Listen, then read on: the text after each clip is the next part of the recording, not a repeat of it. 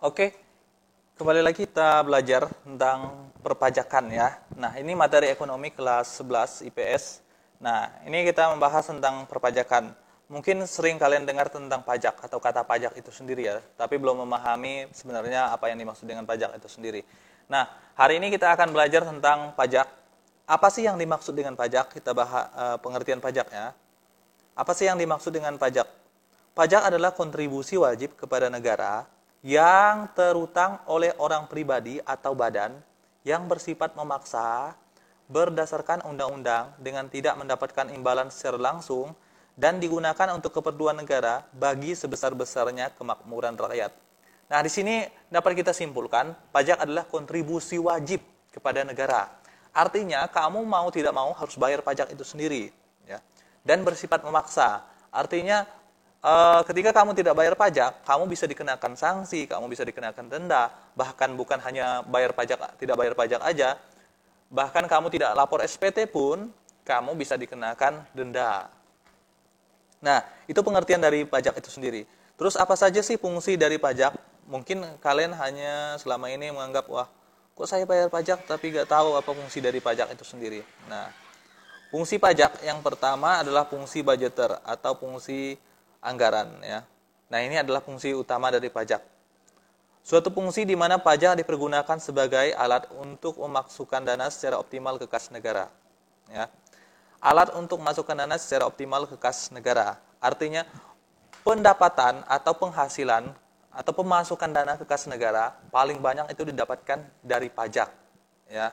Nah, setelah dana itu masuk ke kas negara, dana tersebut digunakan untuk kemakmuran masyarakat. Yang kedua adalah fungsi alat pengatur. Pajak dapat digunakan sebagai instrumen untuk mencapai tujuan tertentu. Nah, di sini untuk mengatur ya. Contoh ketika pemerintah ingin melindungi produk lokal, maka pemerintah dapat menetapkan pajak impor barang lebih mahal. Harapannya ketika pajak barang impor lebih mahal, maka barang impor tersebut juga akan menjadi mahal. Nah, ketika harga barang impor mahal, kemungkinan produk-produk lokal dapat bersaing dengan produk-produk impor tersebut. Nah, yang ketiga adalah fungsi alat penjaga stabilitas. Ya, fungsi alat penjaga stabilitas. Pajak digunakan untuk menstabilkan ekonomi. Ini hampir mirip dengan fungsi yang kedua. Pajak digunakan untuk menstabilkan ekonomi. Ya, contoh barang-barang impor dikenakan pajak agar produksi dalam negeri dapat bersaing ya. Misalnya pajak barang impor itu rendah, kemungkinan peminat barang-barang produksi dalam negeri juga akan rendah karena di Indonesia sendiri ya orang lebih memilih produk-produk impor karena produk-produk impor katanya lebih berkualitas dibanding produk-produk lokal gitu ya. Nah, kemudian yang selanjutnya adalah fungsi sarana redistribusi, ya, fungsi sarana redistribusi pendapatan. Pemerintah membutuhkan dana untuk membangun sarana infrastruktur. Oleh karena itu, dana tersebut didapatkan dari mereka yang mampu membayar pajak. Ya, walaupun mereka yang tidak mampu membayar pajak pun, mereka dapat menikmati sarana infrastruktur tersebut. Ya, contohnya pembangunan jalan raya, jembatan dan sebagainya. Semua orang bisa menikmati infrastruktur tersebut. Nah, selain kita membahas tentang fungsi pajak, kita juga membahas mengenai manfaat pajak. Apa sih manfaat pajak itu ya? Selama ini kok saya bayar pajak, tapi nggak tahu apa manfaat pajak. Nah, kita akan bahas manfaat dari pajak itu sendiri. Nah, pajak ternyata manfaatnya banyak banget ya. Nah, bahkan hampir semua aspek yang kita adakan sekarang, yang pemerintah adakan sekarang itu dari pajak itu sendiri. Contohnya pendidikan. Kenapa pendidikan bisa gratis? Oh, ternyata itu adalah dari pajak itu sendiri. Dana BOS dari pajak gitu ya. Gaji pegawai negeri juga dari pajak. Nah, fasilitas dan infrastruktur yang ada seperti jalan, jembatan dan sebagainya itu dari pajak. Dana alokasi umum, misalnya dana desa, ya, DAD dan sebagainya, itu dari pajak semua. Pemilihan umum, penegakan hukum, subsidi pangan, subsidi BBM. Subsidi pangan contohnya adalah subsidi beras bulog, subsidi BBM. Kalau BBM tidak disubsidi, kemungkinan harga BBM itu sangat mahal sekali ya. Pelayanan kesehatan, pertahanan keamanan, pelestarian lingkungan hidup, penanggulangan bencana, pelestarian budaya, transportasi massal.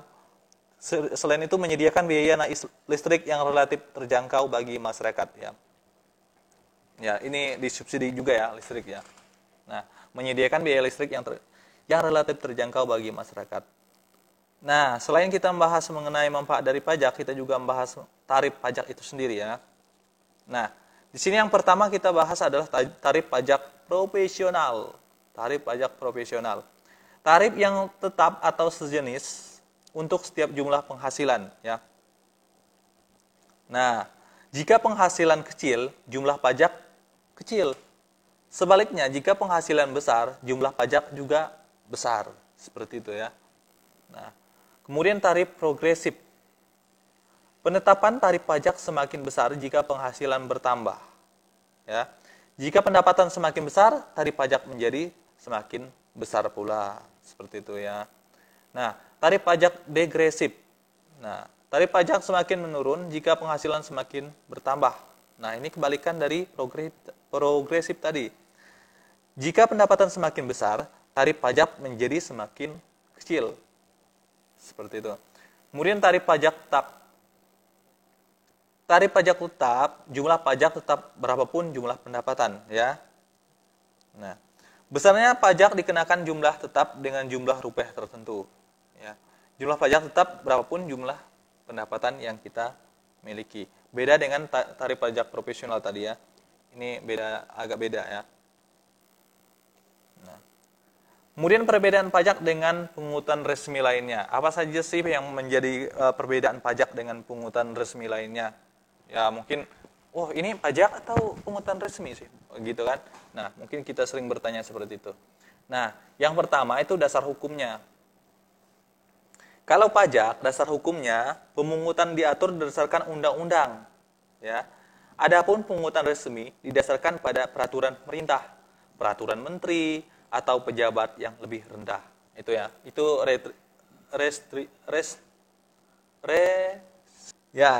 retribusi ya. Nah, saya salah tulis di sini ya. Retribusi ya, bukan restribusi ya. Nah, belas jasanya ya. Kalau pajak, belas jasa tidak bisa ditunjuk secara langsung. Adapun pada retribusi, belas jasa dapat ditunjuk secara langsung kepada individu tertentu. Ya, seperti itu ya. Nah, contohnya misalnya orang parkir, tukang parkir. Misalnya. Ojek pemungutan. Ya, kalau objek pemungutan, pajak pemungutannya dilakukan secara umum. Artinya pajak berlaku pada setiap orang yang memenuhi syarat. Ya. Adapun pada retribusi, pemungutan hanya dilakukan orang-orang tertentu yang menggunakan jasa pemerintah. Seperti itu ya. Nah, itu perbedaannya. Kemudian yang terakhir, yang keempat adalah sifat dan sanksi. Pajak pemungutan bersifat memaksa dan barang siapa tidak membayar, maka ia akan mendapat sanksi secara yuridis, secara hukum. Ya. Pada retribusi, pemungutan dapat dipaksakan. Ya, bisa dipaksakan ya. Tetapi keputusan terakhir diserahkan pada pihak bersangkutan untuk membayar atau tidak. Seperti itu ya. Nah, contohnya misalnya kalau parkir ya, Nah, parkir yang diadakan pemerintah, kamu bisa bayar, ya, kamu dipaksa untuk membayar. Tapi kalau kamu betul-betul gak ada uang, gimana kamu bisa bayar gitu ya? Nah, yang terakhir adalah lembaga pemungut, ya. Lembaga pemungut pajak dapat dipungut oleh pemerintah pusat maupun pemerintah daerah, ya. Sedangkan retribusi hanya dipungut oleh pemerintah daerah saja, seperti itu ya.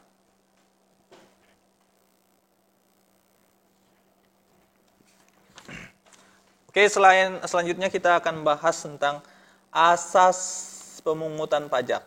Ya. Asas pemungutan pajak. Pemungutan pajak pada prinsipnya harus memperhatikan keadilan dan keabsahan. Untuk itu, pemungutan pajak hendaknya menjunjung tinggi asas pemungutan pajak yang dikemukakan oleh Adam Smith. Ya. Adapun asas-asasnya sebagai berikut ya. Nah, yang pertama itu equality. Ya, equality. Asas ini menekankan pentingnya keseimbangan berdasarkan kemampuan tiap subjek pajak. Ya, kemampuan tiap subjek pajak. Tidak ada diskriminasi di antara sesama wajib pajak. Ya, Pemungutan pajak yang dilakukan terhadap semua subjek pajak harus sesuai dengan batas kemampuan masing-masing ya. Yang mampu bayar pajak, dia akan bayar pajaknya berdasarkan kemampuan setiap wajib pajak. Seperti itu. Kemudian yang kedua adalah certainly. Ya, certainly. Asas ini menekankan pentingnya kepastian pemungutan pajak seperti kepastian hukum yang mengaturnya, kepastian subjek pajak, kepastian objek pajak, dan kepastian tata cara pemungutannya. Kepastian ini menjamin setiap orang untuk tidak ragu-ragu dalam menjalankan kewajiban membayar pajak karena segala sesuatu sudah jelas. Seperti itu ya. Yang selanjutnya adalah convenience of payment, ya. Convenience of payments. Nah, asas ini menekankan pentingnya asas dan waktu yang tepat dalam memenuhi kewajiban perpajakan. Ya. Asas ini mementingkan saat dan waktu yang tepat dalam memenuhi kewajiban perpajakan. Sangat bijaksana jika pemungutan pajak, potongan pajak dilakukan pada saat wajib pajak menerima penghasilan dan yang sudah memenuhi syarat objeknya. Yang terakhir adalah ekonomis. Ya. Asas ini menekankan penting prinsip ekonomis dalam pemungutan pajak. Artinya biaya yang dikeluarkan dalam pelaksanaan pemungutan pajak tidak boleh lebih besar daripada jumlah pajak yang dipungut. Oke ya. Nah, untuk hari ini kita bertemunya sampai di sini dulu. Nah, untuk video selanjutnya kita akan bahas tentang jenis-jenis pajak.